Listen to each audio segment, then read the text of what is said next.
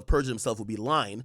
So you know what they do? Oh, I don't recall. I don't recall. Oh, I don't recall. Well, all right, you've said this before, so let's get your recollection up to date. So the judge is saying you can't use the statements as evidence, okay? You can't use it as evidence unless you're trying to refresh their memory, all right? Cool. Donaldson says, did you date a model named Malia? The male prostitute says, yeah, Malia. And I didn't say I dated her. We were friends. Donaldson says, well, you were with her and you saw Cassie with someone, not Mr. Combs. He says, yes. Oh, that's an interesting thing. You were with her and saw Cassie. Oh, okay. Ooh. So supposedly I'm guessing he's on a date with his girl. He runs into Cassie. Cassie's with another man. Okay? So he says, yes, I saw Cassie. She wasn't with Combs. He says, you told Malia you saw Cassie socially. He says, yes. Donaldson then says, you thought Cassie wanted to see you one-on-one, right? Nothing to do with Mr. Combs, right? And then Philip says, I don't see what you mean. Now, I get what he means. He's saying, did you and Cassandra Ventura develop your own relationship where y'all wanted to fuck outside of the watchful eyes of Diddy? And you know what that's kind of proven, right, chat? That's proven, well, if y'all want to fuck outside of Diddy watching y'all have some other shit going on. And also, it shows that Cassie is consensual, and without the either consent or the direction of Diddy, she wants to continue these relationships or do these things, right? Cool. It says, I don't see what you mean. It says, in front of the Dream Hotel, that's what you thought. Dude says, no. Donaldson then says, you only saw her inebriated one time? He says, well, I seen her passed out on the couch. Mr. Combs told me, I don't think it's going to happen today. Donaldson then says, that the time with the other male, you rotated. So I guess we talked about it yesterday. He came in. There was supposedly another guy that may have came in before. There was lube that was used already. So they're asking, did you rotate or did y'all switch? He says, no, not correct. Donaldson says, well, did you watch? He says, yes. So he was watching another sex worker have sex with Cassie. Donaldson then says, you thought you were in a relationship with Cassie, didn't you? The sex worker says, no, I didn't. Donaldson then says, you wanted to get alone with her, to date her. Philip then says, well, if she would have let me, I would have. And then Donaldson then says, did you get jealous of Diddy? He says, no. Now, this is a really interesting line. What they're kind of doing, and I think Donaldson's starting to do a better job of this, he's trying to paint this sex worker as someone who developed feelings for Cassie. Now, why is this relevant? Well, if this is a government's witness, this is a federal government's witness, he's trying to testify to the fact that, or testify to the allegation that Cassie didn't want to do this, blah, blah, blah. Well, if you come in to slang dick, you start falling in love with her, you want to get him out of the picture. You want to get him out of the picture by any means necessary, right? So maybe you fell in love with her. Now, maybe that turns into later on you willing to testify and say a version of the story that makes him look like a monster rather than what they claim it is, which is everybody was consensual and willing participants. Okay, cool. All right. It says, did you not tell them that Mr. Combs would tell you it's my turn? Oh, shit. Skip Bayless. Holy shit. It's my turn. Nah, that's my shit. Oh, nah. Imagine Diddy in the Freakoff room like my this. My turn. Yes. You told me it was my turn. My turn. You told me it was my turn. You can talk all that you want to, yell and scream. You lost. It is my turn. You lost the game. It's my turn. Yo, no way Diddy up in there. My turn. You told me it was my turn. You can talk all that you want to, yell and scream. You lost. It is my turn. Lost. Okay. Now, let's go back. It said, did you not tell him that Mr. Combs would tell you my turn? All right. Then AUSA says, objection, can we have a sidebar? Donaldson says, I guess they go up real quick. They talk. They back to the desk. Donaldson's continue. So didn't you tell the government that you would feel jealous because you actually liked Cassie romantically? Philip says, I don't recall that. It says, you don't remember that shit? You know you don't fucked up, right? Yo, put that up on the screen. So they put up, I guess, part of the either his testimony or something like that. Not testimony, but his interview with the feds whenever they interviewed him. And he said, put up 3570, whatever that is. And AUSA says, just for the parties. And Philip says, I don't recall that. So I think this is a good ending, and they end the cross-examination of Philip right there. I think this is good for Diddy because guess what just happened? You basically just proved that this guy might be a little bit untrustworthy because he liked Cassie the whole time.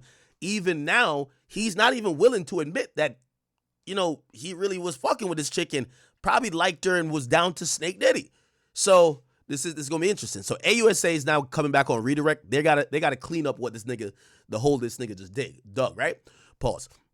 So the redirect, AUSA says, yo, please explain why you say Mr. Combs directed you. He said, well, he asked about positions, but Mr. Combs didn't tell us what to do. Use baby oil. Then they say the timing of handing of cash. How much did the amount compare to your stripping services? They say $3,800 more. Then the AUSA says, how much were you paid to perform? When could you, I don't know. And it says $700 to $5,000 or $6,000. It says when you couldn't perform. It says they paid me nothing then. So they're doubling down on this. Hey, this was strictly dick for cash. If I couldn't fuck, I didn't get paid. AUSA says, did Ms. Ventura call you after the Dream Hotel? He says, yes. He says, do you know who she was with? He says, no.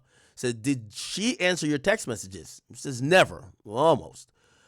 He says, you said you wanted to hug her. Why? He says, I could see she was afraid. He says, what did you do? He said, I could not engage. I was messed up. He said, what did Mr. Combs say to you? He said, it was time for you to go. He said, in the Gramercy Hotel, who was in the room? He says, Sean Combs, myself, and Cassie. He says, well, when you appeared to enjoy yourself, was Sean Combs always in the room? Yes. So now they're trying to flip it back again to say, oh, look like, I don't know if you guys get that little subtle nuance they're trying to put in there, right?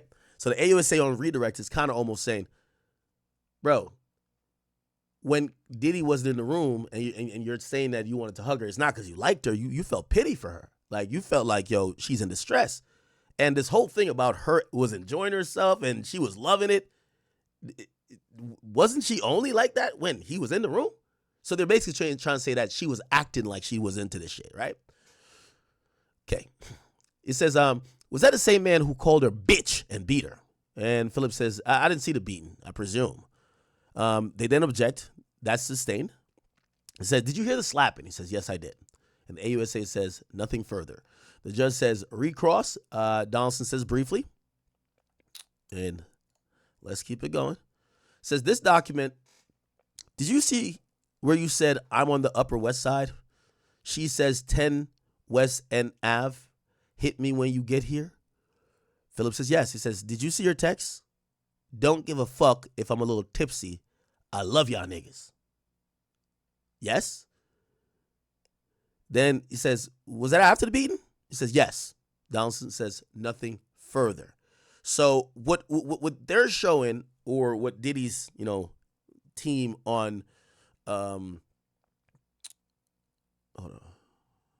Sorry. Yeah.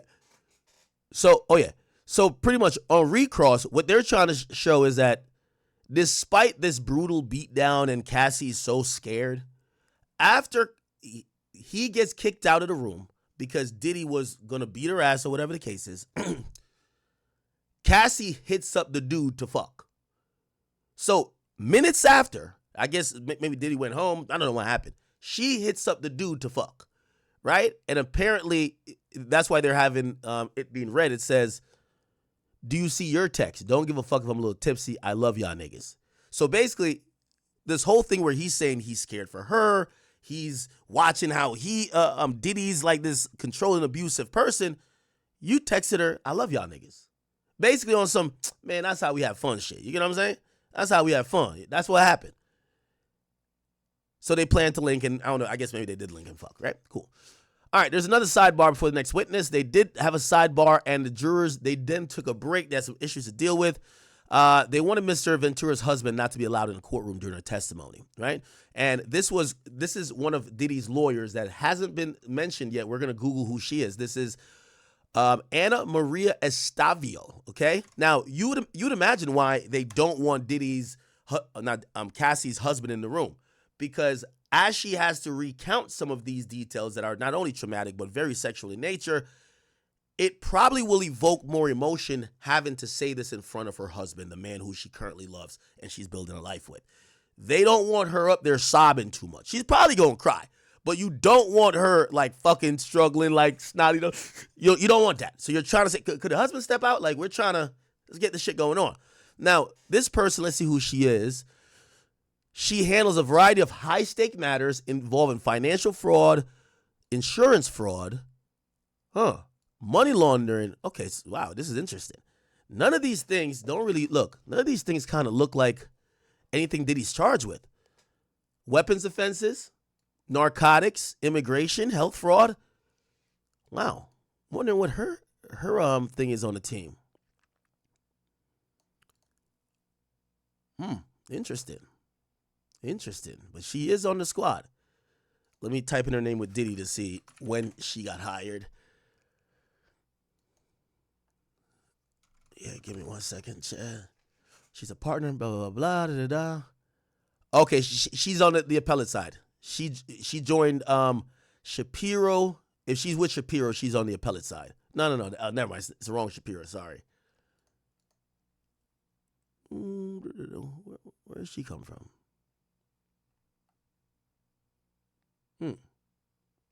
All right, we'll find out more about her if she continues. All right, cool. So they want Cassie's husband not to be in the room, right? And so we may need to call him as a witness, and they come up with a good excuse, right?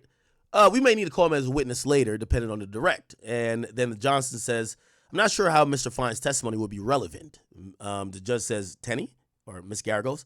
Tenny says, "Give me 15 seconds," and he says, "If he wants to come in the courtroom today."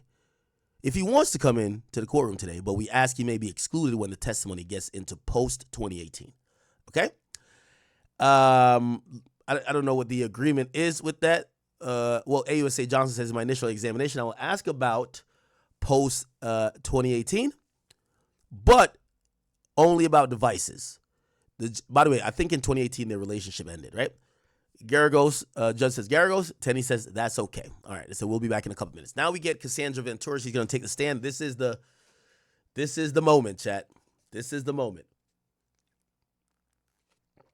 Wow. All right, so it says, all rise. The government calls Cassandra Ventura. She takes a stand. She is extremely pregnant.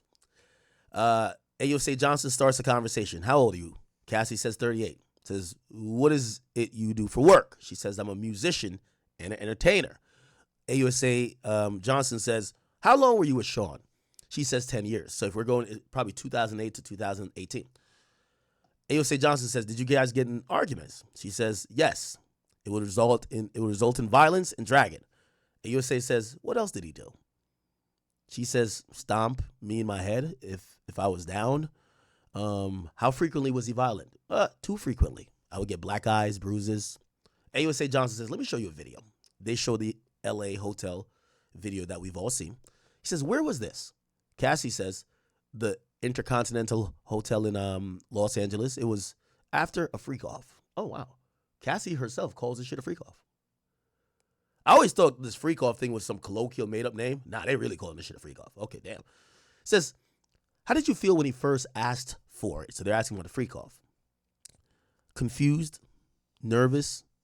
I wanted to make him happy. AUSA then says, did you agree to one when he first proposed one? She says, yeah. Then there were more. It wasn't something I wanted to do, at least not frequently. She then says, I didn't know what no could turn into.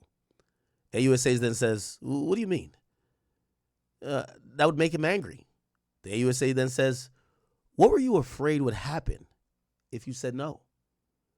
Ventura then says, through time, he had blackmail materials. AUSA says, what did you give the government? She says, laptops. So she's admitting she turned over laptops to the government. Okay? AUSA says, I've handed up GXB. Do you recognize it? Ventura says, yes. I've reviewed this drive. It has communications and documents pertaining to Mr. Combs. They said, did you review the photos on him? She says, yes. The AUSA says, what is this photo? She says, this is a photo of me in 2004 with Kerry Morgan. Let me see if I could Google that. Kerry Morgan, Cassie, 2004. Let's see what photo this is. Is it this right here? Ah, yeah, right here. Okay, all right. It says, when did you sign with Bad Boy Records? She says in 2006. It was a 10-album deal. Did you release anything after late 2006? No. Who's in this photo? Kim Porter. So they show her a picture of Kim Porter. It says, she was Sean's ex before me and the mother of his children. By the way, interestingly enough, we don't really see how they refer to Diddy. Everybody refers to Diddy that's gotten on a stand as Mr. Combs. You could tell the familiarity that Cassie has with Diddy. She starts calling him Sean. You get what I'm saying? AUSA then says, where did you celebrate your birthday in this photo? So they're just showing her photo after photo. She says in Las Vegas. Kerry Morgan was there too. We're out on his patio on my 21st birthdays. VMAs. And the AUSA says, what happened then? Sean kissed me in the bathroom. I ran back to my hotel. I told Kerry. When you got back to New York, so it looked like that might have been one of the first time they met. I don't know. What? Was it? Why would she run back to her hotel to tell her friend that Diddy kissed her? Whatever. Okay. Says, when you got back to New York, it says, I'd visit him in the Trump Hotel in Columbus Circle. His apartment was being renovated. The AUSA then says, what were you doing with your music career? She says, trying to come up with a concept. Sean called all the shots. What's the age difference between you and Sean? 17 years. How did you feel when Sean invited you to hotels? Nervous? Excited? I thought we were going to talk about music. He introduced me to oral sex. I didn't understand it. Damn. Holy. The AUSA says, did you visit Sean in Miami? Yes. I went with Kerry Morgan in Dallas, Austin. What did you and Sean do together? Sexual intercourse. He gave me a blue dolphin ecstasy on a boat. Had you once taken ecstasy unintentionally? Yes. How did you take ecstasy unintentionally? She said, it was Gatorade. Ooh. Maybe this is where the drug is going to come in, Chad. When you took it intentionally with Sean, how did it feel? Like I was rolling. At the time, what did you think? I just thought we were spending a lot of time together. I thought we were monogamous. Was it made public? No, I was his artist. Also, he had a family and his children who was linked to him publicly. That's what the AUSA asked. Venturis then brings up, yeah, Kim Porter. So how did Sean treat you at this time? So we had fun. Oh, shit. Then it says, what was his lifestyle like? He had all these assistants. He could get things done. He traveled quite a bit. What's this photo right here? That was Sean and I at the strip club, like maybe 2007, 2008. Halloween. It says, how did Sean's mood vary? So even the AUSA now is taking on this term of calling Diddy Sean rather than Mr. Combs. So how does his mood vary day to day? Oh, I guess Cassandra probably said day to day. AUSA then says, well, when it swung, could you describe it? Ventura says, well, anger, zoning out. Then they say, how did it impact you? She says, greatly. The next thing I knew, I was getting hit in the face. There were also psychological abuse. He told me to watch my mouth, change my face. Oh, shit. How would he keep tabs on you? Ventura says, we didn't live far apart. He'll send security to come find me. Or a trusted assistant. Like who? David James, Christina Karam. By the way, we keep hearing this. We all think that this person would be seen as a co-conspirator. By the way, we have no idea if they're going to be, they're not charged, but we don't know if they have taken a proffer with the government or they're going to be testifying against Diddy. But I would say no. Remember, that person was the one sitting in the bathrobe with Diddy on Star Island while he was getting investigated for all of this. AUSA says, was your relationship exclusive? She says, no. Okay. We're waiting for more updates, but Cassie is on the stand currently, chat. Whoa. Explosive. Let me see how they were walking in this morning. So I'm opening up. Okay. So, yeah, she testified that she was scared to say no. By the way, here's the thing. I had seen it. Oh, fuck. There was some more details yesterday. I don't know if I can find it.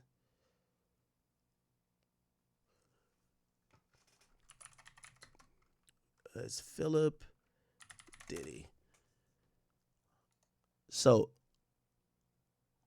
again, my man who's in court tweeting, he's not getting every word. He's a fast tweeter, but he's not getting every word. So, there are other outlets, and that's why at the end of the day, we got to look to other people to kind of like fill in the gaps because there's a lot of things that are missed. So we did see this yesterday. So this is a sex worker in Cassie. Apparently, and again, this is kind of like, if you ask me, remember, I'm not in court. I'm not seeing, by the way, they also said Cassie started crying. Okay. So I don't even think he tweeted that yet. But apparently Cassie has started, they said 10 minutes in, she started bawling. Cassie crying. They said 10 minutes in, she's already crying. Wait, fuck. Oh my God, hold on. Cassandra.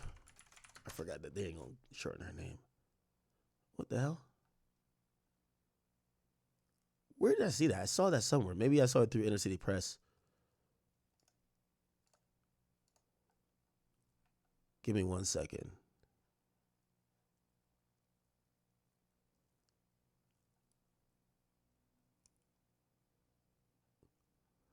Anyway, we're waiting on the next tweet. I'm trying to see how people showed up to court, even though I'll wait till it's lunchtime and we don't have constant updates. But I'm going to recap what happened yesterday with this guy, Daniel Phillips, because he said some really other interesting things that we missed yesterday just only reading tweets, right? So remember, he's getting paid between $700 and $6,000. Combs watched while he masturbated, but also he had his own relationship with her because, she would request things from him that he didn't know if Combs was asking for. So, for example, he would also text her on one-on-one basis.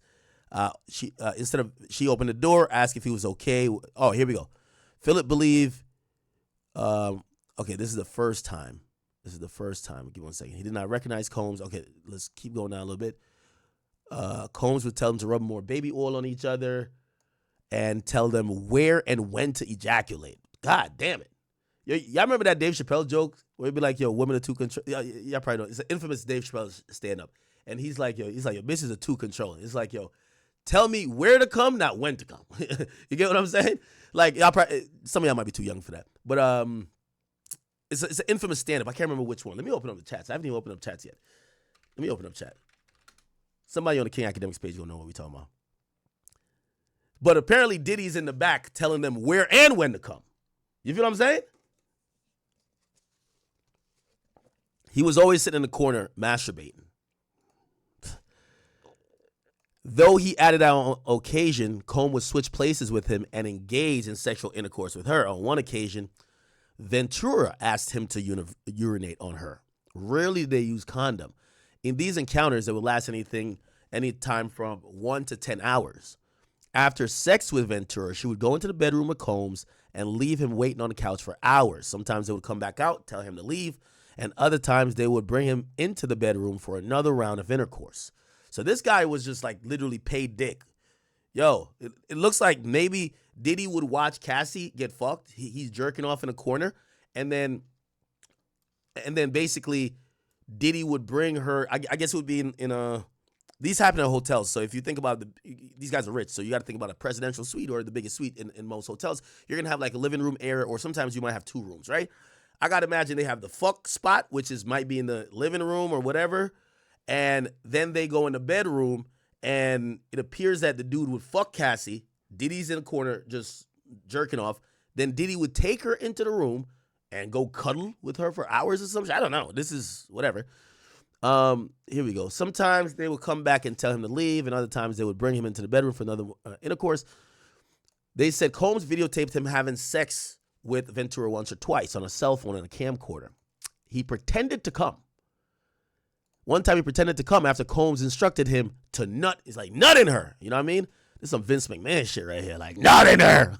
And that's why I'm thinking this is going down. There's no player way to tell a nigga to nut your bitch, right? There's no player way. What voice do you think this nigga Diddy had going on? It's after Combs brought Ventura into the bedroom, he repeatedly questioned Philip if he was sure he came. So he kept asking, nigga, you sure you nutted, nigga? Nigga, yo, I'm done if Diddy's like, yo, nigga, show me your dick. Show me your dick, nigga. You sure you nutted my bitch, nigga? Nigga, show me your dick, nigga. Come here. Come here. Let me see if them balls are still full. Nah, hell nah. This shit going crazy. This nigga Diddy was pressing that nigga. You this is crazy. Yo, it said their interactions became more and more intense after Combs took a picture off the driver's license and said it was just for insurance, just in case. So I understand that was supposed to be threatening me, okay? Many of his objections were overruled by the judge. Donaldson was trying to object. This was when the AUSA was crossing. One point that Combs allegedly offered Philip MDMA or Molly, which he said he never took drugs, but he made him immediately feel sick, nauseous, but he felt euphoric. He left that night with a wad of cash. Still under influence, he began roaming the city. Oh, that's what we missed. So he got paid thousands of dollars to fuck Cassie. And you know what I've noticed, Chad? It looks like, you know, it said the range of money he would get paid was from $700 to $6,000. Why that range? I think the more he did or more he had to tolerate. Because sometimes he may have went there, he had to fuck Cassie for maybe 1 hour up to 10 hours, but he might have seen some shit too. He might have seen Diddy give her a right hook, you know what I mean? Or seen Diddy do some wild shit. So you could tell he was not only getting paid, and of course I'm inferring right here, I'm putting my own opinion in, but he wasn't only getting paid just to slang dick. Looks like he was also getting paid to just like, yo, keep this shit discreet. Shut up. Whatever you seen, if I slap the fuck out of her, shut up about it. So apparently he says after he took this goddamn MDMA, he went to Times Square and he gave out all the money. So they gave him extra bread that day, right? They probably gave him extra bread because they're like, damn, this fool is drugged out. Like, because he probably acting a fool off of the Molly. He said he went to Times Square and he gave out all the money. This nigga slang dick for free and gave it away. This nigga like the Robin Hood of Times Square. He fucked for the bread and gave it away for free. Shit. So he ain't care about the money that Ventura and Combs gave. Said it was exciting to be around famous people. At one point, he started beginning to witness Combs physically abuse her. One time he saw Combs throw a glass bottle in her direction, then hit her and drag her by her hair into another room. She was screaming and pulled her into the bedroom. He said, I could hear what sounded like him slapping her. She was screaming, I'm sorry, I'm sorry. Philip said Combs said to her, bitch, when I tell you to come, you come now, not later. Now I'm thinking about this in a different mindset. I'm wondering if he's shouting this at her. Maybe come isn't when I tell you to come over. It's when I tell you to come. Like, you know, body function come. You better come. Like, yo, Cassie, come right now on this nigga dick. Come on his face. He's in your pussy. I don't know what the fuck is going on. Okay. I was shocked. It came out of nowhere. I was terrified. I didn't know what to do. When he asked why he didn't interview or call the police, says, in my mind, if I try to do something to stop it, I might lose my life. He added that my thoughts were Combs was with someone with a limited power. My life was at risk. He started witnessing the abuse. He said he had difficulty staying hard in the presence of Combs. Once or twice, Combs gave him Cialis, which treats erectile dysfunction. So Diddy was just like, nigga, your dick ain't working today? All right, hold on. Pop one of these, nigga. Pop a Viagra, nigga. We need that shit rock hard. All right, bet. Philip said that on occasions in which he could not sexually perform, he was not paid. He detailed another incident at the Essex Hotel where he heard loud screaming and slapping noise from behind the bedroom doors. He then vacated the hotel, so he just left, Combs left, leaving Philip alone with Cassie. According to Philip, Ventura jumped into his lap and began crying and kissing him. Interesting. Which she had never done during any previous encounter. Philip asked Ventura why she was staying in an abusive relationship, and she insisted she was okay. The two of them began having sex. Philip did not have any trouble performing then. So basically, he's saying, he's kind of giving this idea. He said, yo, I was always creeped out. This nigga Diddy's a creep. It's hard for me to stay hard while this nigga is, like, you can imagine this nigga just Like, Diddy, damn, nigga, calm down, nigga. What the fuck? Calm down, boy. Like, this nigga that's behind you be like, yo, nigga, if you shoot your come over here, nigga, we don't have to fight, nigga. What the hell? Like, Diddy moaning in the back and shit like that. Take that. All type of fucker going on with Diddy. Of course, I get why he can't stay hard. Nigga, my shit can't get hard because you too hard, nigga. The fuck you doing, Diddy? God damn it. Diddy over there jacking off so much he throw his toothpick in the fucking action. This nigga Diddy, man. Holy shit. All right, bet. Oh, chat, this is crazy. Yo, I wouldn't be able to stay hard neither. You just hear this thing. Yo, Diddy, could you chill, nigga? Oh, shit. While they had intercourse, they noticed Mr. Combs sneaking back in the room. Yo, Diddy is... Yo, I don't want to use certain words because, again, this is a criminal trial, but Diddy's sick in the way of his kinks. I don't want to say he's doing anything illegal yet. But the nigga beat her ass. It's almost like role play for him. Think about this. He beat her ass. He storms out of the Freakoff room. She's all emotional. She's like, oh my God, Sean just beat me. She jumps in the prostitute's like lap, starts making out with them. Oh my God. The dude's like, why are you with this guy still? Remember, he couldn't get hard earlier. Now his shit rock hard. I ain't gonna lie, chat. One in the chat. All my real niggas gonna put one. Anytime a bitch start crying on your shoulder, especially when they ain't yo bitch, man, your shit is rock hard now, nigga. She crying over another nigga who done fucked her over. It's time for you to fuck her. So, yeah, that he has no trouble performing now. Creep ass Diddy. Imagine just hearing that squeaky noise. Diddy probably poked his head like, oh, there's some fucking going on in here. Hold on. Let me get back up in my corner. Oh, Diddy snuck back in the room to watch. Diddy snuck back in the room. Yo, I would have snuck back in the room and said, what the fuck is y'all doing? Y'all are fucking and I'm not here. He snuck back in and said, oh, this is what I'm talking about. Yo, Diddy on some shit. One time at Ventura's home, Combs invited another male sex worker who ended up getting a verbal altercation with Combs, and he accused him of looking at him during a threesome. After he accused... So Diddy didn't like these niggas looking at him. He said, look at her, nigga.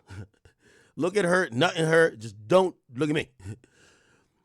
Chat, I know we're ad-libbing here. And by the way, we're waiting on tweets. So, I'm just giving you a little color commentary. Is one in the chat. And by the way, we got to make sure we do our polls. Make sure our polls are good in every place for doing this.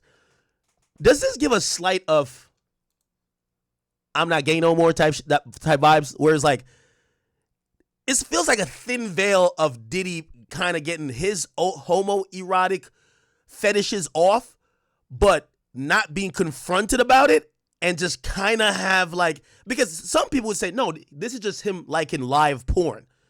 But no, it feels like he was really caring about these men. Like, yo, my nigga, let me see your dick. Did you finish? Yo, bruv. Like, come on. Like, it felt, some of this kind of, and the reason why I bring that up is that he sets the stage for this kinky, like, threesome, cuck-like thing, but it gives him the best excuse where you can't be like, he's gay, and he protests on some other shit. Like, he gets in an argument with the guy when the guy looks at him. It's like, nah, nigga, what the fuck? I told you to fuck my bitch, not look at me, nigga. What the hell? Anyway, Philip was never paid for sex before meeting Combs and hasn't been paid for sex since. When he asked why he continued to meet up with him, in the courtroom he said that he considered Cassie a friend and wanted to check up on her, and he feared that Combs might, whatever. All right, cool. So, by the way, which I think today Diddy's lawyers kind of showed it was much more than that, right? You weren't only checking up on her. You and her kind of had your own relationship. You said to the prosecutors, you wish you would have been with her or you could have been with her. So you were romantically involved or you were fucking her under the advice or the direction of Diddy, but you and her were starting to have this like intimate relationship where you got jealous of Diddy, even though Diddy was paying you to fuck her. So Diddy's lawyers did a good job of putting that out there to show that this guy might have some motive of him spinning the story where Diddy's the monster. You start liking this girl. So the guy who's now making her fuck you and you feel like he's being abusive, keep in mind what Diddy's team did. They did it off the top. And if they didn't do this off the top, it would be a big problem. They admitted, hey, Diddy beats his bitch. Diddy was always liable to backhand a hoe. I'm sorry, I hate to use those words, but that's what it is. They're admitting that. But they're saying this ain't a domestic violence case. If it was a domestic violence case, it would be charging whatever that would be charging LA for the continental intercontinental hotel. They're saying this is sex trafficking. So they're down with all of these allegations of Diddy putting hands on Cassie. They just want to show that's not what forced Cassie to continue or participate in this type of behavior. Okay? And that's where the sex trafficking, because you gotta show sex trafficking by fraud or coercion or threats of violence. You get what I'm saying? And we're not seeing, even the sex worker didn't say, Cassie's saying it now. We're going to get back to Cassie in 1 second. But the sex worker never said, yeah, I heard him say to Cassie, if you don't fuck him, I'm going to fuck you up. You know what I mean?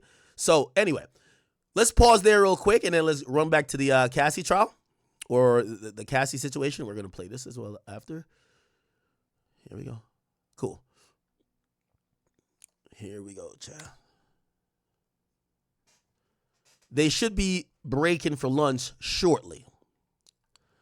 All right, here we go. Here we go, people. Okay, so how would he keep tabs on you? Remember, we're seeing this Christina Karam name now. By the way, I seen somebody put a picture of her. This is Christina Karam. She was there with Diddy while this was all being investigated. So I wonder if she'll play any part in this proceeding. AUSA says, did you see other men? Okay, so they're asking if she was a cheater, right? She said, yes. Did Sean see other women? She said, yes. He told me, I am Puff Daddy, and I was insanely jealous. AUSA says, did you move to LA with him? She says, yes. He wanted to be close to his kids who were there. AUSA says, where did you live in LA? She says, 875 Comstock Avenue. You know me, I'm so nosy. I'm so nosy. It's my turn. Imagine Diddy screaming that from a cuck chair, bro. Crazy. Ooh. Oh, these are nice-ass apartments. Holy. Oh, this is where Cassie lived at? Man, there's a lot of fucking happening up in here. Holy. You remember that show on MTV back in the day? Where they used to, raid your room and they got to go through the blue light? They'd be like, yo, this mad semen up in this shit. What the fuck? Yo, you go through this shit, man. You just got to put the blue lights everywhere. There's a lot of fucking that went up in here. Holy, okay. Cassie was living all right. How many bedrooms is this? This has got to be a building, though. This kind of looks cool. All right, whatever. All right, so how tall was the building? She said no more than 17 floors. Where does Sean live? Sean lived at 200 South Mapleton. Damn. You see, this is going to be a problem for Diddy. This chick got a good fucking memory. She know the exact address. Oh, they blurred it out. It's Diddy's house. Ooh, yeah, you can see it. It's a big-ass house right here. Yeah, this is the house they raided, I think. Yup. This is the house they raided. It's on Zillow, actually, right now. $61 million. $61 million. Diddy did say he was going to sell this bitch. Beautiful house. Yo, I think, where's the backyard? They used to put a big-ass bed. Diddy was giving us signs all along, right? He used to have parties here, and in the backyard, he would have, a huge bed that everybody used to be on. It's like he was telling niggas,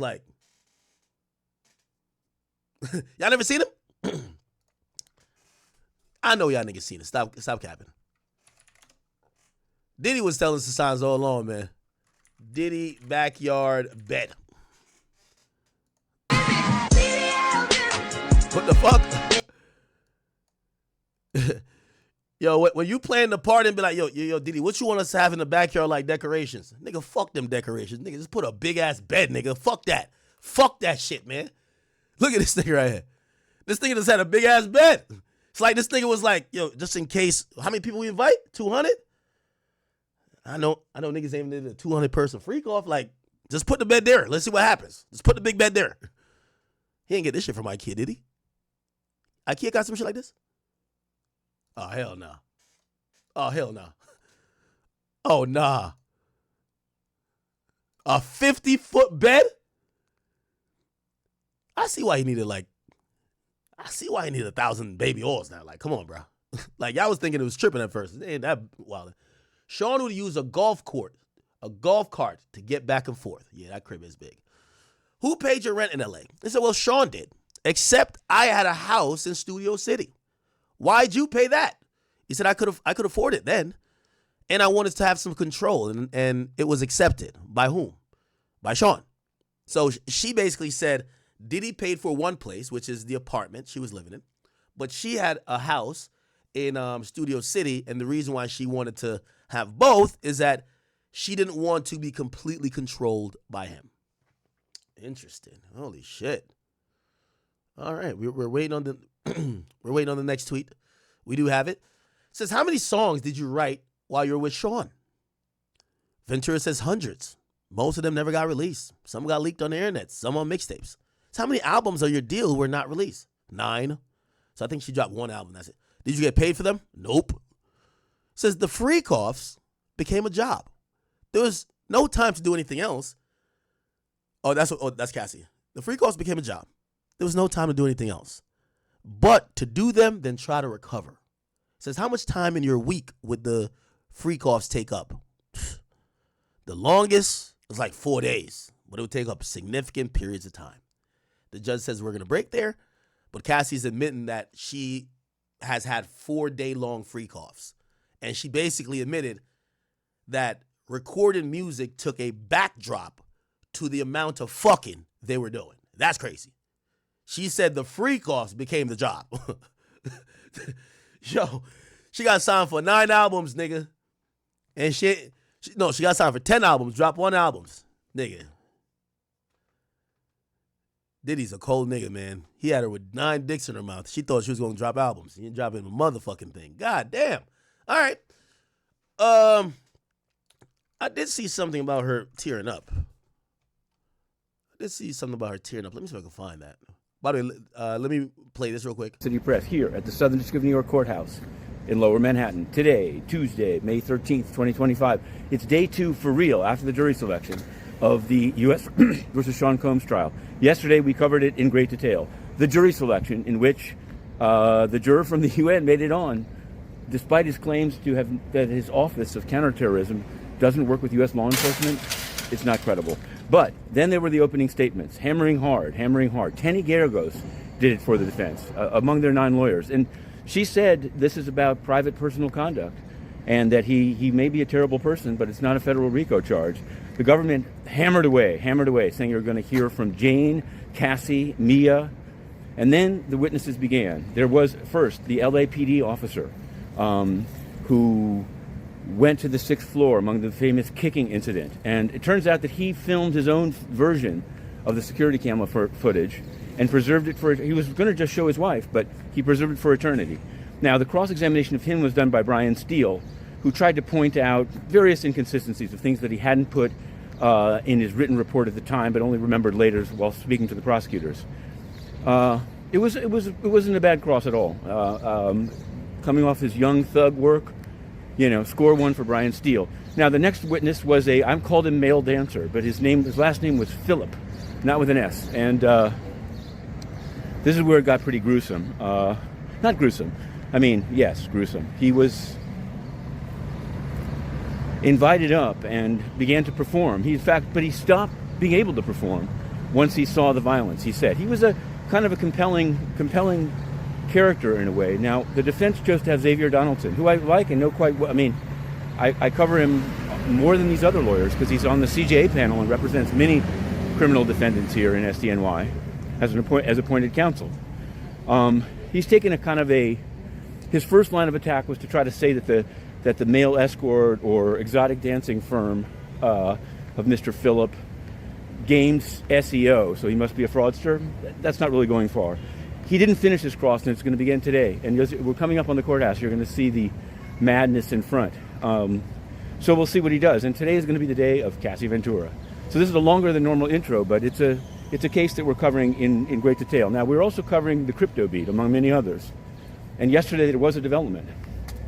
Ever since this Todd Blanche memo in April. Crypto prosecutions have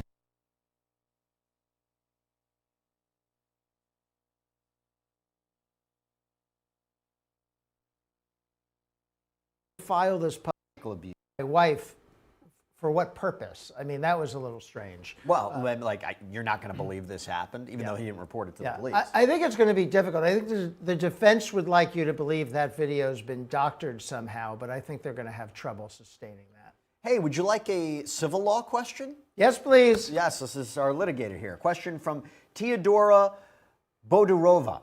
Can Cassie sue Diddy again if Diddy's found guilty as charged? So, Cassie, if you remember, sued Diddy. And that was the first thing we really heard about this. That was before the video. There was this blockbuster lawsuit in November of 2023 that really put these allegations out there. And she was very detailed. In fact, the front page of her lawsuit had a trigger warning on it. It was so detailed. That case was settled the next day. And I would have to think that the settlement included an agreement that she wouldn't sue him again for anything. Usually, if you're going to settle like that and pay the kind of money she would have gotten paid for settling that lawsuit, you get what is known as a general release. And a general release means you don't sue me for anything that happened. Now, here's one caveat. Up to the date of this agreement. Up to the date of this agreement. So then if you the next day punch me in the face, I have a new lawsuit against you. Yeah. Right? But at least up to the agreement, she can't go back now and say, I want more money. Well, for the same conduct, right? I mean, if he comes out and he did something to her, or allegedly did something to her after the agreement was signed.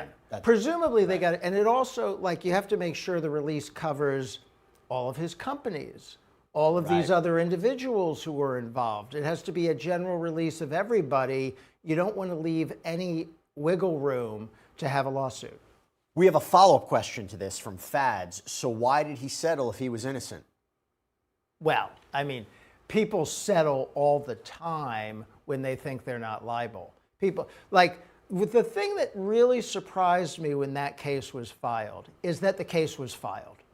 Typically in a case like that, you draft the complaint and you send it to the defendant and you say, dear sir, please pay me a boatload of money or I'm going to file this publicly in court. And if there's any merit to it, or if just for publicity reasons, the defendant decides to negotiate and pay, and it never goes to court. So it fascinated me at the time that she actually filed that publicly and he settled it the next day.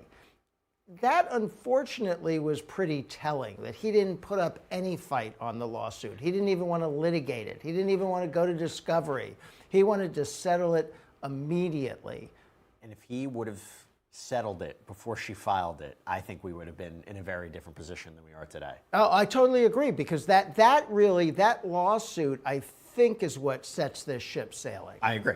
Okay, update from court. Prosecutor asks Cassandra Ventura, did you see other men? Cassandra Ventura responds, yes. Prosecutor asks, did Sean see other women? Ventura responds, yes. He said, I am Puff Daddy. I was insanely jealous.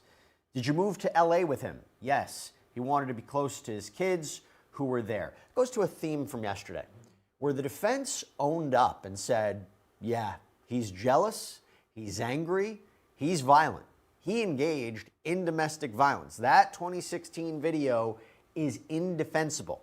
When you hear her testify like that, does it help the defense? Does it help the prosecution? Because the defense got in front of it. They didn't say he's a saint. Well, it helps the prosecution, but the defense did the correct thing in opening statement, and they had to do it. They didn't have any choice. I mean, the defense couldn't walk into this trial and say he's the victim of a conspiracy to invent evidence against him. That was never going to work. The thing's on video, and there's lots of other evidence. So they were going to have to say he is not a delightful guy. You people on the jury probably aren't going to like things that he did. He did engage in things we consider domestic violence, but this is a racketeering case. And I liked that about the opening statement. They made that very clear. You're going to have to judge the crimes alleged here, not whether you like him or dislike him. And look, I think the defense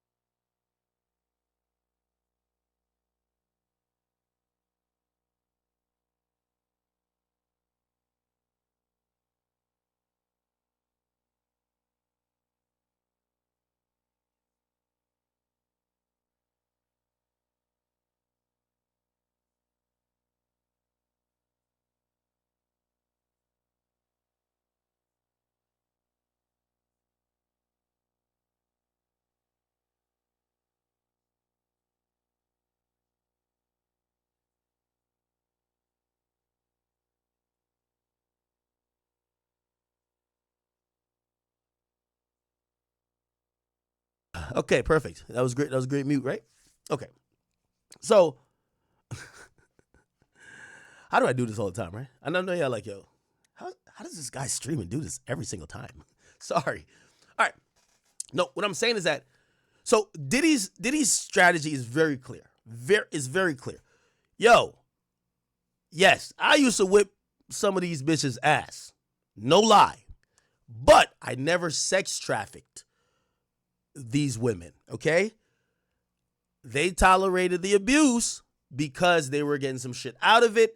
Yes, I wasn't the best person. However, I was not someone who was sex trafficking and doing whatever. And a RICO for sex trafficking, that sounds major. We thinking about people just being in a truck. Like you just grab a bunch of women, put them in a truck, and bring them to another state just for them to get fucked. So what ends up happening is that Diddy, he admitted to the beatings, but this is not a domestic violence case. This is not about Diddy just physically assaulting women. It's about him sex trafficking women, right? So they admit the beatings, but they're saying no to the sex trafficking. Also, because they're admitting the beatings, this is why Diddy submitted that motion or was arguing in pretrial to be able to argue. And I'm wondering who the lawyer is, but they probably have a bunch of experts they're going to try to bring into this. Remember, Diddy submitted this motion to say, hey, I'm not pleading insanity, but I was mentally incapacitated during this whole time. I was drunk. I was high all the time. I was going through deep depression, and my mental state wasn't as someone who was normal and insane mind.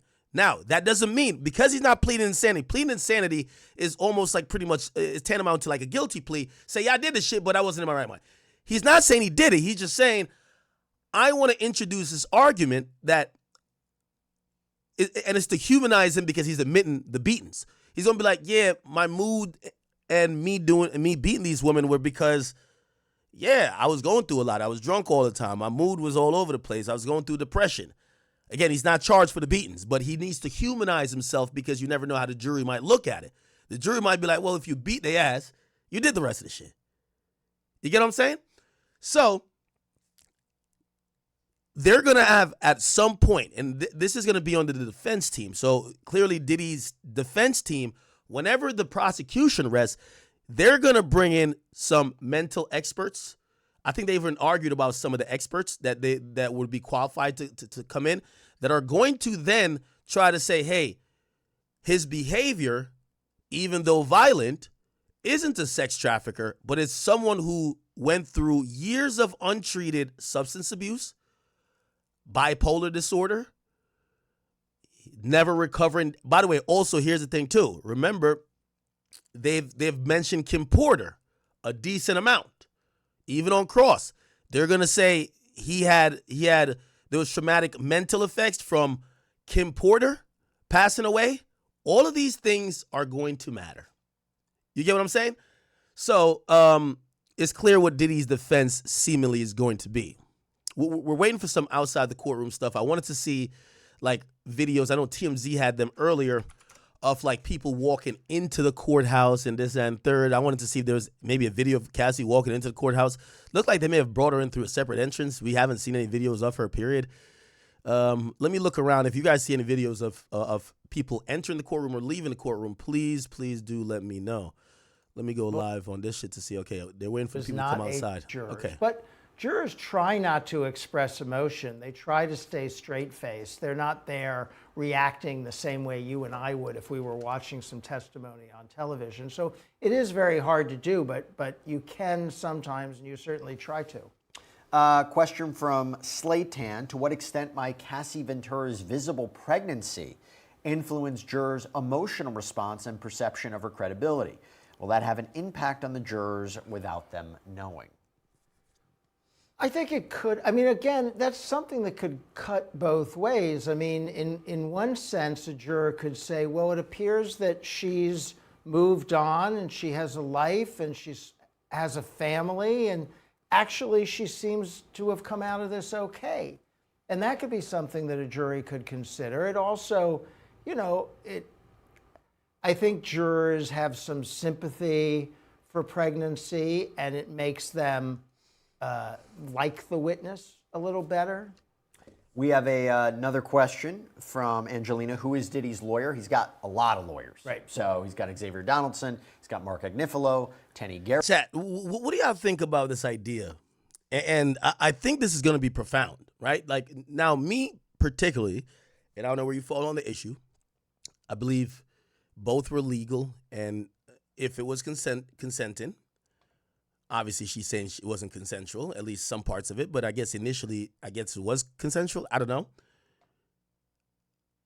This idea of the 17-year age gap, right? It's been made a thing of in this trial. I do think it's being put out there to kind of affect the thinking of the jury to kind of show, hey, this guy was bringing this young girl into a lifestyle she knew nothing about, and they even accentuate it when on the stand they get Cassie to admit. Cassie admits that Diddy introduced her to oral sex.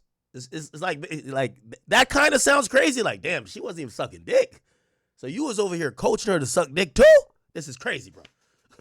This is crazy, dog. Now, knowing Diddy, he probably was coaching her to suck somebody else's dick. But regardless, that probably is going to affect how the jury is kind of processing all this detail. Okay, cool. Y'all are legal despite 17 years, but the 17 years kind of matters now because she wasn't even sucking dick when you start getting with her. So you want us to think, right? Remember, this is the idea that Diddy wants to get out is like, nah, she was a freak just like me.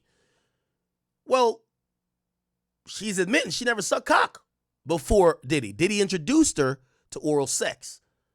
So I think the jury's going to look at that and be like, well, it looked like even if she did get to the level of freakiness that you were at, you pretty much, like, you created this person. Like, you're the one who did that. And maybe you did it in a way that is sex trafficking in a way. And you know, because, again, the thing with sex trafficking is it's all about, you know, the use or movement of women for the purpose of sexual intercourse with promise of some type of, you know, either financial compensation and usually through the means of force, fraud, coercion, or something of the sort, okay? It's kind of like a really intricate way how they kind of describe it, but that's how they're trying to connect that to say, yo, he gets this young girl, she don't even suck dick, he turns her into this super freaked out sex robot, he promises her a career, 10 albums, she drops one, never drops another album, she says she got 200 songs in the stash, he don't drop none of them, he's constantly giving her a case of the beats, giving her a WWE SmackDown. Like, shit is going crazy. Essentially, she's sex trafficked. So that's what they're kind of trying to say, right? Okay, all right. Let me see. There's a few other things also continuing to happen. There's a few other things. Now, I'm going to assume they will ask about the P. They will ask about the P. Now, here's the funny thing. While we're waiting, if another video feed, I think they just went their own break. We do want to see the outside of the courtroom stuff. Could we see it? Anybody? No one outside the courtroom? Okay. Is it this? No. Okay, nothing outside the courtroom yet. If anyone has an outside the courtroom feed right now, just let me know. I'll put that on the screen. What's interesting to know, Cassie and Ryan Leslie. So if you don't know the story about Cassie, Cassie was supposedly the girlfriend of Ryan Leslie first. This is a meeting in 2006. How old was Cassie in 2006? How old was Cassie in 2006? Cassie was 20 years old, okay? So before she started sucking dick and doing all this freak shit, not saying sucking dick's freak shit, but, you know, she's basically saying really sex, or at least sex to that standard Diddy introduced her to. She was with Ryan Leslie. Now, this is when they had a meeting. So this whole time, this meeting's a farce, okay? Diddy wanted Cassie. Diddy knew Ryan Leslie had Cassie. He basically had that nigga bring Cassie like, we're going to have a fake label meeting. And then he just start getting cool with her outside of the presence of Ryan Leslie, and then basically she chose up, and then it is what it is afterwards, no? I wanted to get us all together so we could get this, everybody can hear from me how focused and excited I am about the project. I wanted, Cassie to, everybody to meet Cassie. Y'all know that's Cassie. And hear the story directly from Miles, and then really get down to some business about just so we can be on the same page of what the plan is, as far as from Tommy's concerned, and from we're concerned as also a label and Warner Atlantic, so everybody's on the same page. I think the best thing to do is to kind of give an overview or a history of how we came to the project. Can't know where we're going unless we know where we came from. Ryan is a producer that I've been working with for the last 2 years. That was brought to me by Ed Woods, who Ryan is signed to their label, and also as a producer, and has done some stuff for the label. And somebody's like one of my go-to people. New actor, just need a record right away. Somebody that can go in the trenches, musical genius. Now, Ryan Leslie spoke about... Yo, what's up? It's your boy Ryan Leslie, a.k.a. He spoke about Cassie leaving him for Diddy after she signed to Bad Boy. Less represent. It was... She was close to everything that I loved, you know what I mean? So music is just something that I love, and she's clearly just, when two people have that much personal interaction and time, they spend that much time together, it's inevitable that a strong personal bond is going to be formed. And the type of chemistry that we had musically and personally, the relationship that we had was inevitable. So you guys had some sort of romantic relationship during that time? He's going in, right? I mean, that's pretty much how how you answer the question. Yeah, You're not denying the fact you had a romantic relationship. I'll say I love Cassie. I love her. You know what I mean? And, I fell in love with her. I fell in love with the music. I fell in love with her family and everything that it took, for two young people in New York City hustling together. It was inevitable that we be in love. You know what I'm saying? Now, at what point sort of rift that happened to you? Because from what I understand, you don't talk to Cassie as much as you used to. Right. Is this true? Yeah, that's 100% true. So, was there a situation where a rift happened, between you two? Was it anything that you could pinpoint? There's definitely... That's early Vlad, by the way. That's Vlad. A lot of factors, a lot of situations, This shit looked like it was recorded on VHS tape, bro. Don't it? Nuances that I could pinpoint, but I don't feel comfortable talking about them publicly because they involve, people and involve situations that, to this point really don't have anything to do with my professional career. You know what I mean? Well, they don't have anything to do with my current professional career. So I don't feel comfortable talking about them, and I don't think any of the people involved would feel comfortable about me talking about it. So I wouldn't do it unless I could make some phone calls and say, hey. Yo, chat, don't it come across like he's scared of Diddy? Like, this is way back.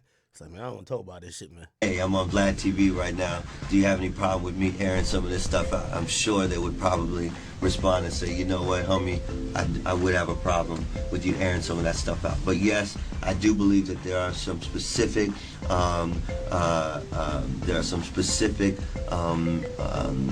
moments, specific discussions, specific moments in time, specific disputes, specific characters. Bro, he is watching his words. And I understand why. Niggas getting dangled off the balcony. By the way, tell me why I just seen this again. They said Wale had to deny again that he got dangled off the balcony. Wale denied his dangling balcony. Remember, Diddy was running around. Diddy thought he was Tupac. That nigga Diddy thought he was Tupac, bro.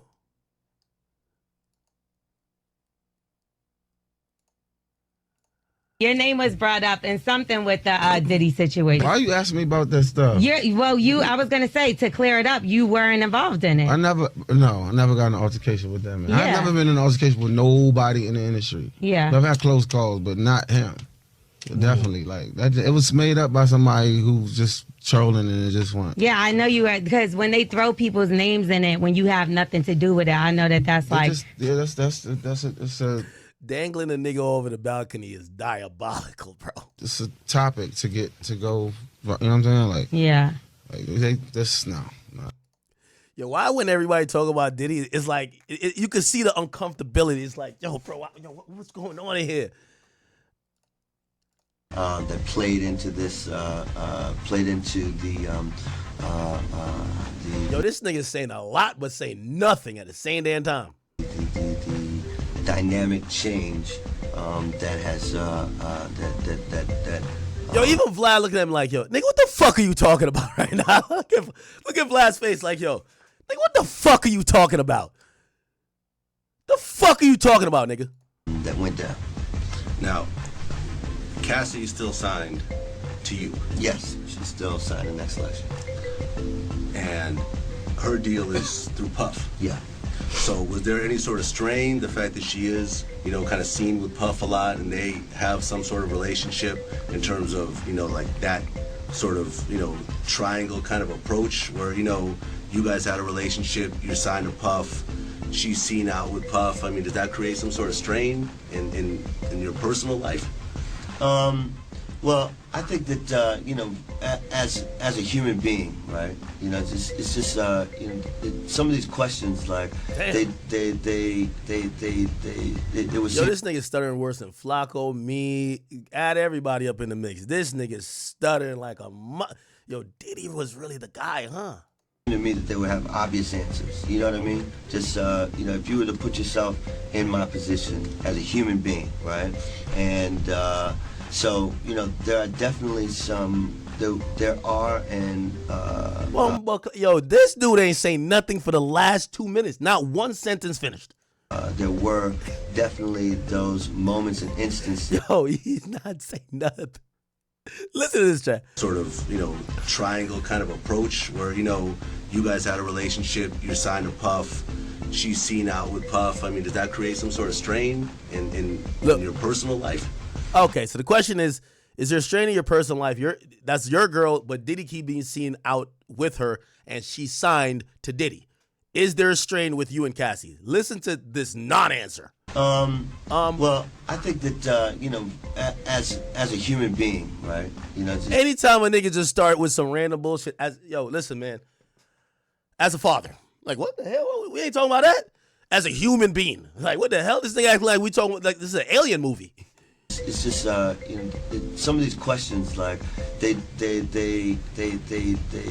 would seem to me that they would have obvious answers. You know what I mean? Just if you were to put yourself in my position as a human being, right? And so there are definitely some. There are and there were definitely those moments and instances where you question what's really going on. But for us. On the outside, because even in terms of her relationship with Puff, I'm on the outside. I didn't make it a point to try to get into whatever business was going on, and we're in the entertainment industry, so our lives, we make the decision to make the choice to expose ourselves in that way, and I took a lot of that, a lot of the sentiments and a lot of my reactions to those situations, especially my reaction. God damn, this nigga shook. Holy shit. Did they go outside yet? I think they're about to be outside. Hold on. Okay. The testimony isn't necessarily suited. The gallery on Cassie for her. As far. Here we go. Why are we getting buffering?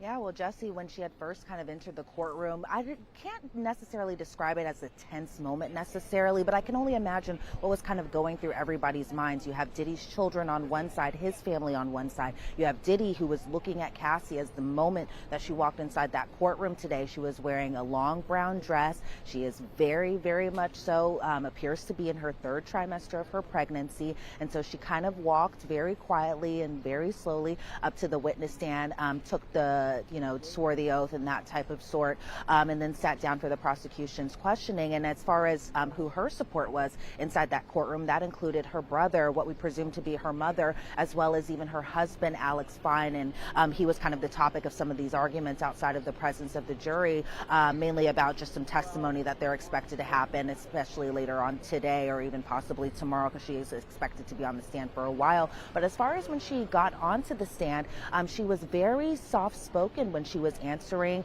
ASA Emily Johnson's question. She, we've been following this case from the beginning, from the moment that she had filed that federal lawsuit that was just very shocking, a very bombshell lawsuit that we all know was settled the following day. But as far as just kind of comparing the allegations to her witness testimony, it was kind of a difference in the sense that we had only seen her allegations through words, through paper, through court filings and that sort. But, when she got on the stand, it's now, for jurors in their minds, they're putting a voice and they're putting a person to, a name finally. They're seeing just from her side of the view, just kind of her relationship with Diddy. Much of the testimony was very foundational. When did she meet Diddy? How long before, the two engaged in sexual intercourse?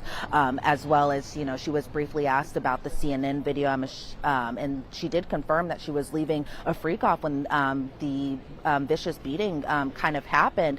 As far as just some other big highlights, we were shown a lot of photos of her and Sean, as she refers to him, in court, as well as her friends. We saw a photo of him being Diddy, Kim Porter, another friend, and Cassie, all at the 2006 BET Awards. We saw a photo of Diddy with Cassie, another friend, and another potential witness to this case, all sitting on a couch.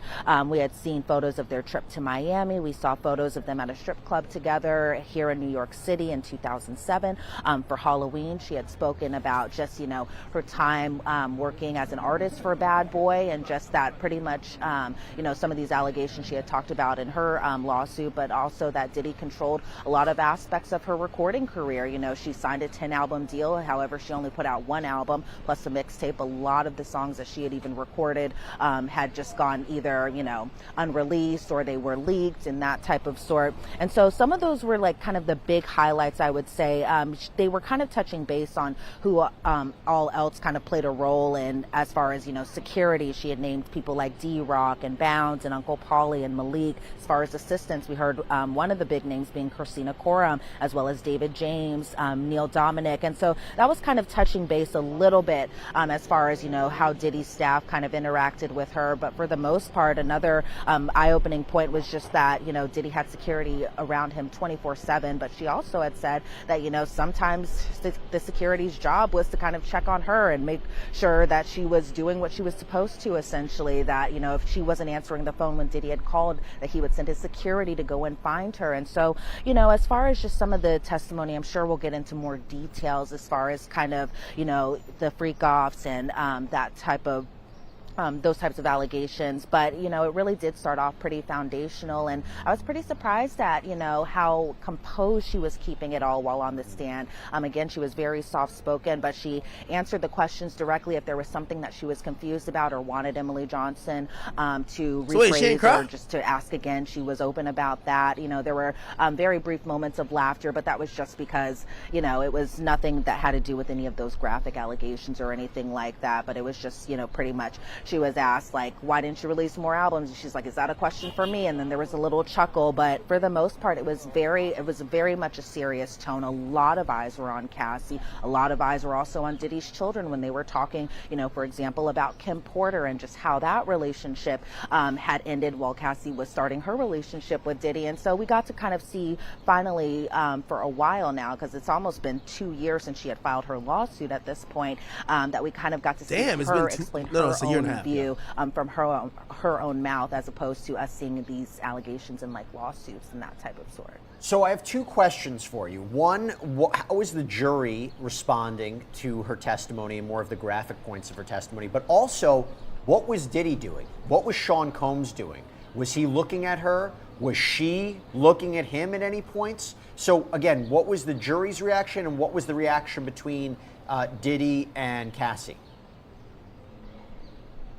Well, let me tell you, it was a very packed courtroom, so it was really hard to kind of see all the jurors and their faces. But from the little view that I got of just seeing these jurors, they were listening intently like they have been even since yesterday, taking notes, kind of watching back and forth, both, the prosecution asked their questions and then going over and kind of looking at the witness, that being Cassie, while on the stand. Now, as far as Diddy goes, he was watching very intently. Like, let me tell you something. He is very much so participating in his defense. He is jotting notes down. He's passing these notes because we do know when the cross-examination comes down, it's going to be Ana Maria Esteval who's going to be doing that line of questioning once the defense does get to the cross of Cassie's testimony. But as far as Diddy goes, he definitely kept his eyes on Cassie for the most duration while she was on the stand, which I can only imagine was felt intimidating on her end. Possibly, I'm obviously not in her mind, so I don't know that 100% or anything like that. But as far as Cassie looking back in Diddy's direction, even when she had gotten off the stand,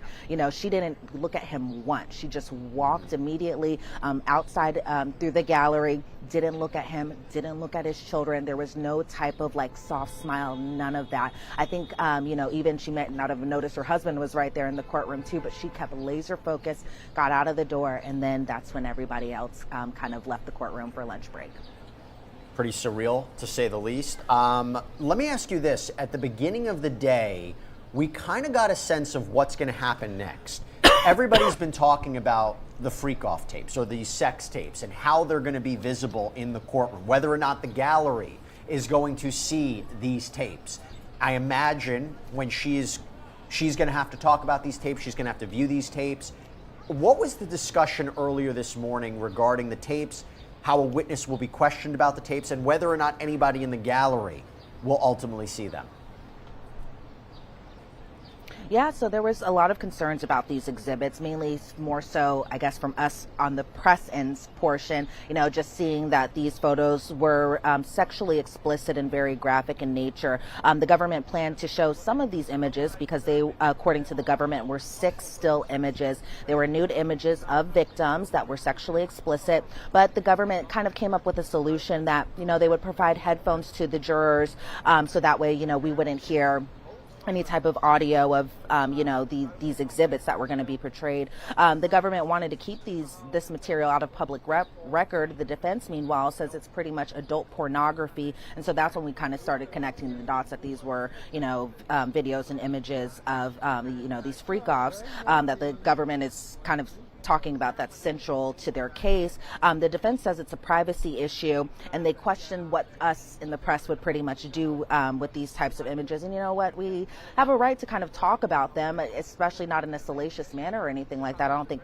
that was any of our intents on, being in the courtroom while these images were played or anything like that. But apparently it seems like, a point for the defense that, they were just wondering what the press would do about it, especially with so many eyes on this case. And so, they wanted to address this issue. The media did have a response through a lawyer. I'm not 100% sure what outlet they were with, but the media's response was pretty much that the press needs to see these. The testimony isn't necessarily suitable for these images because, the big question is, was this consensual or was this coerced? And so the media lawyer, offered maybe just the pool reporters to see these types of images, so that way there would at least be some media in the room, so that way we could report about. Yeah, so this is the big thing. Shit. They've even brought up, they say, yo, there's mad screaming. That video probably nasty, man. Astroglide everywhere, baby. That shit probably look like a slip and slide, man. Some shit you see at Great Adventures, my nigga. Come on, you hear Diddy just skin fapping over there. It's probably really nasty. You're hearing Cassie moan like a pig. It's just probably crazy. So they said, we don't want to play this shit over the big speakers in here. This shit, Diddy's kids is probably, imagine Diddy's kids what? That's how daddy get down? Crazy. He got daughters and shit like that. So what they want to do is headphones. Get these motherfuckers AirPods. They can hear it, but, it's not going to be played throughout the whole gallery where niggas what the fuck going on in there? Second of all, they're not everybody needs to see this, and they're trying to see if, because it's a matter of public interest, it can't be clear the courtroom, right? Because that could be something that, some of these journalists, which by the way, Matthew, I forgot his name, the inner city press guy, he files mad motions and lawsuits himself when they try to prevent access Like, sometimes they'll try to prevent access to journalists, and because it's a matter of public interest, they can't do that. So sometimes he'll go to court himself and make sure they're allowed to do whatever. So they're trying to do the right thing when they know that it would be pretty much unethical and out of the ordinary to say no one could see it, but they're trying to see if they can limit the exposure. So that's why they're like, maybe we only pick certain journalists, probably give a warning that maybe his kids could, I don't know, And I don't know if Alex Fine, which is Cassie's husband, want to see Cassie get plowed by multiple men. I don't know. There would at least be some media in the room, so that way we. Yo, chat, a Freakoff watch party is diabolical. Like, a Freakoff watch party up in the courtroom, diabolical, chat. Could report about this, and so from the media's response, they completely objected to total sealment of these images and says that it's a First Amendment issue. And so this is going to be taken up probably at a later time, possibly when we all come back from the lunch break, just to kind of get a better picture of it. But it seems like, from both parties that they're kind of fearful about these images getting out. But on our side, we have a right to report on what's going on. I mean, look at just the media campouts just behind me. A lot of people have interest in this, not just for salacious headlines or anything like that, but because this is a very high profile and criminal case. And of course, we will respectfully report on it if we are able to see these images. Real quick, Elizabeth, I want to get you back in that courtroom. 30 seconds. If you could just explain what the scene is like today. Well, the scene is very much so a lot of high energy, a lot of anxious energy, and maybe I'm just saying my own personal feelings because it was pretty tense this morning as a lot of people were just trying to battle to get inside that courtroom because everyone wanted to be in there when Cassie took the stand. Everyone wanted to see her raise her right hand, swear an oath, and to get inside that courtroom. So there was a little tense moments from people either cutting in lines or people trying to get ahead as well. But as far as, from the family's perspective, I had mentioned yesterday that the daughters had walked out during Daniel Phillips' testimony. That wasn't the case today. Everyone stayed in court, stayed in place. They were listening to all the testimony that was going on today. And so for the most part, it just seems like, okay, this is day 2.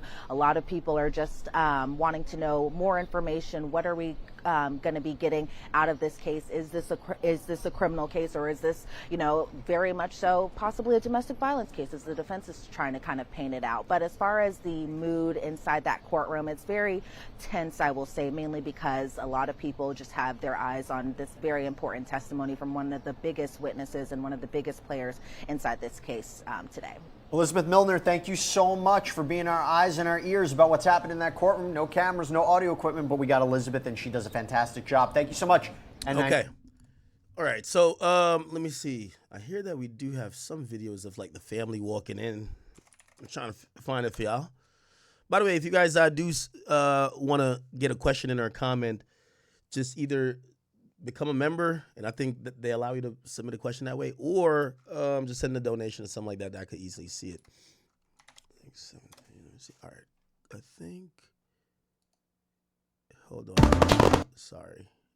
Here we go. So this was them leaving court yesterday. I don't see anything. Oh, you want to see Cassie's husband leaving court yesterday? This was yesterday. This is after hearing all the details about how the sex worker was handling Cassie. Is Cassie afraid to testify, or do you think she has? I need you to step to the side. Step to the side, please.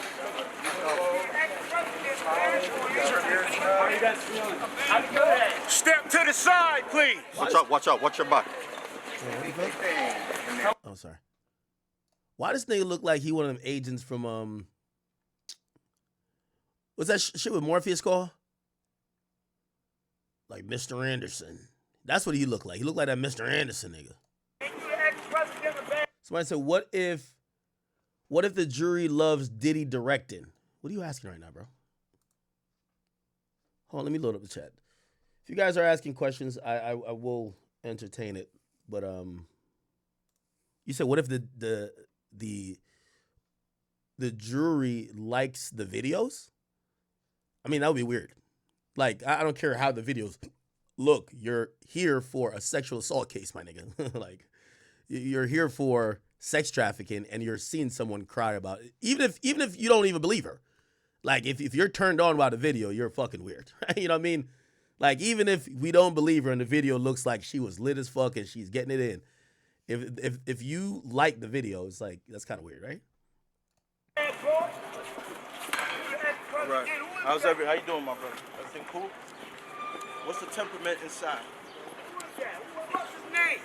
Alex, What's open habits at the end. Okay, and Northside Capo said, yo, she was with Ryan Leslie, a star, and she never sucked dick before. So you don't believe her. Northside Capo says he don't believe that Cassie never sucked no cock before Diddy. Remember, according to Ruger, thank you for the gifted membership. Remember, her story is that Ryan Leslie, Diddy is the person who introduced her to sucking penis. What is his name? What do you hope to happen? Are you hoping that he's found guilty? Congrats on the new baby. How you feeling, man? How are you feeling about tomorrow? How you feeling, man? Back up, back up, back up. What are your expectations from this trial? How you feeling, man? How you feeling? Where's the photographer? He asked me, how you feeling? How you feeling, Alex? Damn. So much press. Back up, nigga. That's right. How'd it go in there today? It's probably hell getting... If you guys have ever been to this region, it's hell getting in and out of this courtroom. Definitely hell. Okay. Let me go back to this. Oh, and the parents or the family, this is the family, they're doing this thing where they're all holding hands. Probably also not to get lost in the shuffle, but it does show some solidarity. Congratulations at NYU, Chance. Give us a little space. Give us a little space. Give us a little space. I saw a few smiles. That's Yeah, Diddy has some very beautiful daughters, man. They look very pleasant. Very pleasant. One thing I like about Diddy's, like, I'll say the daughters more necessary than the sons. I've never seen them look crazy online. They look very, like, classy. They look dope. Like, again, and I think in 2025, having daughters is the most, like, yo, you don't want to look up and you're like, yo, my daughter on OnlyFans? Like, not saying that obviously they would do OnlyFans or something like that, but I don't think we've seen embarrassing moments with Diddy's daughters. They've always look really classy. So salute to them. Step to the side. And I'm pretty sure the apple don't fall too far from the tree. I'm pretty sure they get that probably from Kim Porter, right? Excuse me. Give us a little space. Give us a little space, please. All right, man. Come on, give us a little space. Have a good evening, guys.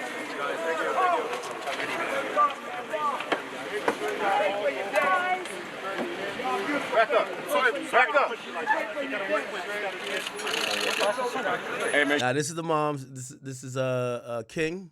Why do I keep calling him King? That's his fucking Instagram name. This is Christian. Sean, man, be good, bro. I think this is Janice. King. We love you, bro. Don't know who this is right here. Don't know who that is. Justin. By the way, I've been trying to see if Christina Karam, the assistant, I've been trying to see if she's gonna pop up in court. Haven't seen her yet. Be good. Okay, we love you, bro. Okay, you threw up a little peace sign. Hi, Justin. How you doing, man? Good. Again, I'm probably reading too much into this about. Somebody said, "Are you going to the trial at King Rick?" Thank you for the donation. I'm going to try to pop in one day, of course. Shit, I'm not gonna lie. I think today is the big day. Today is the big day. Well, not today, tomorrow, and probably Thursday.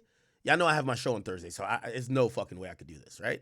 But anytime after Thursday, I know 2 days after that's still my birthday, but I'm down to pop in for one day or right when we're about to get closing. Right when we're like, I don't think I could go to this every day. Chat, look at this. This is like, again, I've been over this area in New York. This place is hell to get in and out of. And even though they block off most cars. Okay? But I do want to show up one day. By the way, you know what I realized? Myron Gaines is actually here, and he said he was in court. Myron was in court. We love you, Misa. We love you. Bless you, Misa. Now, supposedly, so Misa is the mother, and I'm actually quite surprised that Justin Combs, that's Justin Combs' mom. Like, your mom is on a walker, bro. Like, I know he's probably a good son. I don't want to, go at nobody about being a son. But your mom's on a walker, bro. You can't walk ahead of your mom and hop in the Sprinter, bro. You got to help your mom up in there, bro. That's how it goes. You got to help mama, okay? But anyway, also, you know what I've noticed about Justin? I don't know. I've seen him in another video. He kind of I feel like he's always looking down. And I'm probably reading too much into this. I'm pretty sure he has a positive outlook about, his father's, trial. But I've been looking at him and he kind of looks a little down. I don't know. But again, he does walk in front of his mom and his mom is on a walker. How you doing, man? Good? We love you, Misha. We love you. Bless you, Misha.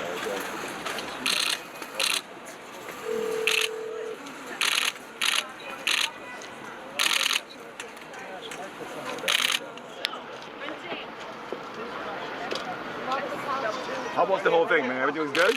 Quincy, who's the guy with the glasses and the chain as well? How you doing, Lucy, salute, brother. We're not familiar with you. Who are you, sir? How did you go? I think this Quincy nigga always looks like a rock star, bro. By the way, thank you for the 10. Big Play 2008. It says, Act, the moderators, you said you were, what? The only one that could unblock Cardinal Rule from the chat. Okay, so your name is Cardinal Rule? Which chat are you blocked from? I don't want to force you to donate again, but just tell me what channel you're blocked from, what name, and I'll go on the channel and I'll block you right now, bro. Okay? Whole thing, man. Everything was good? Quincy, who's the guy with the glasses and the chain as well? How you doing, Lucy, salute, brother. We're not familiar with you. Who are you, sir? How did you go? Chat, am I tripping? Who is this right here? Is this ain't one of those lawyers? It's not Gloria Allred, is it? Remember the chick that was sitting next to the Diddy victim? Gloria Allred. That's not her, is it? Is that her? Gloria Allred, Diddy. You remember? Look, she was doing this. We'll take you now. It is long overdue for... This is not her, right? That's her? I ain't gonna lie. On phone them grave, I would have had to swung on you. You over here, you got bitches lying on my daddy and shit. Man, bitch, I'm slapping you. Yo, shut up, bitch. Get out of here. Yo, that's not her, right? That's her? Man, you not gonna stand right at my Sprinter. You trolling me now? While my daddy finna go to jail for life? Oh, hell nah. Fuck out of here. Yo, why is she over there watching the family? That's creepy as fuck. She represents one of the alleged victims. She represents this woman. When did this woman claim she's... Oh, this was one of them old chicks. She got fucked back in 2001. Man. Nah, actually, I wouldn't have done nothing to her. Listen, Diddy got a big family. If I see her, I'm gonna have told the twins. Yo, you see that bitch I was talking shit about daddy? She right there. Drag that hoe. Yeah. Drag that hoe. I'm serious. Damn, she really in the cut. I wouldn't even recognize it. She in the cut. Yo, you know, yo, everybody there, I ain't gonna lie. Shout out to the family. Shout out to the family. What's the name? Armand Wiggins. Apparently, he ran up on Tyrone Blackburn. He ran up on Tyrone Blackburn is the one who represented Lil Rod. Look how Lil Rod and them show up to the fucking shit. They show up like they think they had a rap concert. Look at this shit. Wait. Oh, wait, where is it? Oh, look at this. This is them right here. They show up like they think they had a rap show, nigga. This nigga think he swear he Travis Scott. This is Lil Rod right here. He swear he Travis Scott. We're subject to a gag order by the court. So I'm attorney Tyrone Blackburn, and we're not allowed to make any statements, so we're not saying anything. Okay. Are you representing anyone specifically? Yes, several people. Some of the victims? Several victims. Several of the victims. Okay. Thank you.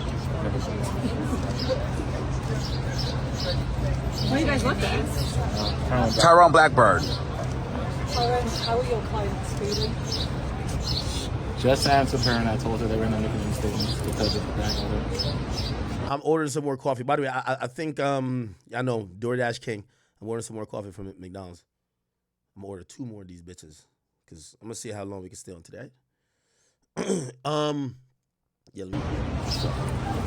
Thank you.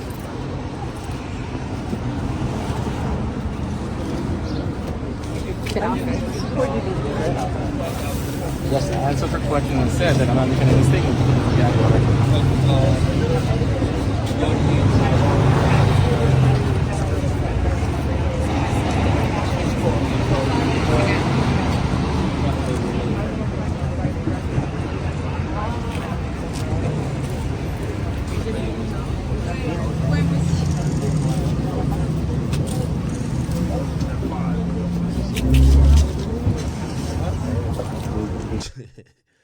This nigga Lil Rod, this nigga think he's showing up to Summer Jam to perform, man. Yeah, this nigga not even like the prosecutors don't even want him in the case. The prosecutor, this is how you know. Come on, chat. The this was other than the Cassie lawsuit. This was the one with the most amount of like greatest shit, right? By the way, thank you, Jahi Johnson said your big act the greatest. Thank you, my boy. This nigga had the most allegations in his shit. Had shit about Stevie J. Told my Stevie J was over there sucking niggas' dicks. Said Meek Mill was getting piped out. Like this the nigga who said all the shit. The prosecutors, the feds, don't use him at all. He shows up anywhere. Now, he still got a civil lawsuit going on, so I guess he's just showing up to, you know. But I ain't gonna lie, this is where, like, yo, King gotta go handle that. Well, I keep calling him King. Christian Combs. Weren't they trying to jump Ray J for saying no Diddy? Y'all remember this? Ray J, no Diddy. Y'all remember this?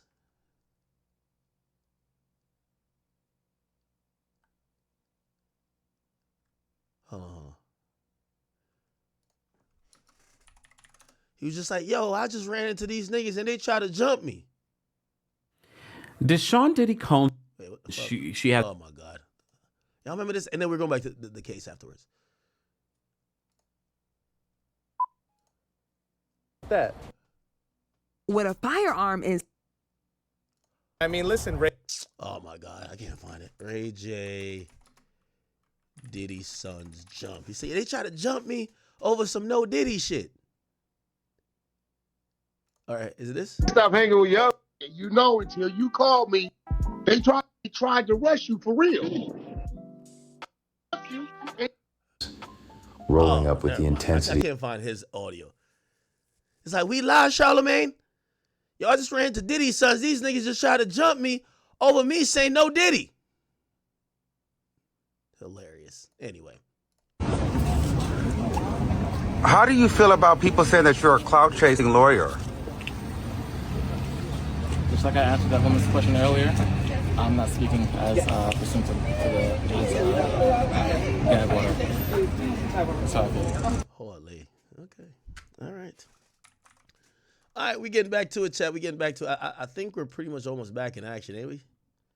We back in action. I think if we get back to inner city, we should be good. Okay. I know he probably also vlogged outside. Let's see what's cracking. Okay. During the break, I went. Okay. Let's see. Yeah, hold on. All right, they're back. 116, they are back. All right. And the judge says, welcome back, everybody. AUSA says, who was your manager at Bad Boy Records? Cassie says, James Cruz. He says, what did he tell you? He said, well, he said that he was managing me with one hand tied behind his back. Everything he had to check with Sean. The AUSA says, well, how did you make money if your records weren't being released? She said, well, I did host parties when Diddy approved them. What comments did Diddy or Sean make about your physical appearance? He told me I look too Mexican with my hair like that. Hilarious. Diddy was tweaking out, huh?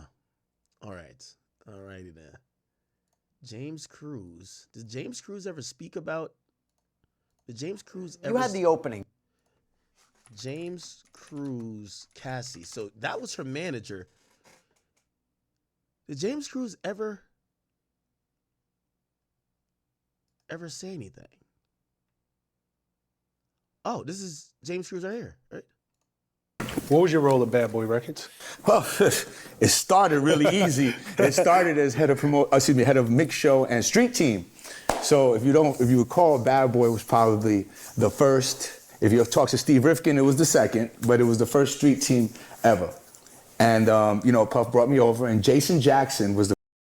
So the Diddy and Cassie situation has been getting freakier and freakier by the day. The more and more I hear about these allegations, Diddy is a freaky man, the king of the freak-offs. And Cassie, you feel me? She was young, vulnerable. But like what Ak said, she could have left. Like, Diddy was not holding her. Well, this is what's hard for me. Allegedly, Diddy wasn't holding her hostage, but she said on the video that came out in the hotel where he hit her over and drug her back, she was trying to leave one of the freak-offs. And Diddy said, oh no, you're not going to leave the freak-offs. You got it. Yeah. Wait till the dude, bust a nut, allegedly. Then all over you, then scrape it off, go in the other room and rub it on my nipples. That's what he wanted. It sounds so crazy to say, but that's what Diddy wanted. Like, we seen him in the robe. I thought he was just fresh out the shower, but allegedly he was probably butt naked. I'm surprised it was no baby oil on her or him, or she wiped it off. That's why he was so mad it was no baby oil on. Hey, man. I genuinely feel bad for Cassie. I feel bad for her husband too, because he has to be in court and he's listening to all these things. And I don't really think Cassie's lying about anything. Like, Cassie just seems like a nice girl, probably like gentle, innocent, like, and she just wanted a career. Like, man, I'm struggling here because I want to be very, very honest about everything, like my point of view. I don't think Diddy was the best of best people, and I think everything he did to Cassie was wrong, and it was definitely manipulative and all that stuff. But like, is it sex trafficking though? Like, this is what he's charged for. Like, domestic violence, yes. Assault, yes. Like, probably a bunch of other crazy stuff, yes. But sex trafficking, bro, I don't know if you could say he was sex trafficking. But it's only day 2 of the trial, and I'm gonna be very, very unbiased about every single thing I say. It's day 2 of the trial.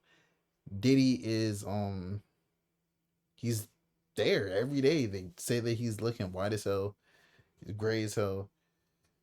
He's, you feel me? They said he was looking at Cassie the whole time.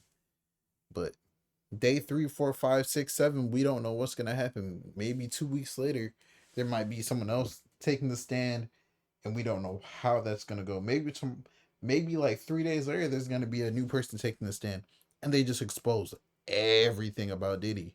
Like, we don't know fully everything Diddy's done yet. Like, there might have been men that he was having Freakoffs with. Like, I ain't gonna lie, bro. Like, Ak was the line about what he said. Diddy should just came out and said that he was a flexible, bro. He should just said he was bisexual, bro. Like, I'm not gonna lie. And what Ak said, bro, all these rappers gotta come out who was around Diddy, like really, really hung around Diddy and was like really cool with him.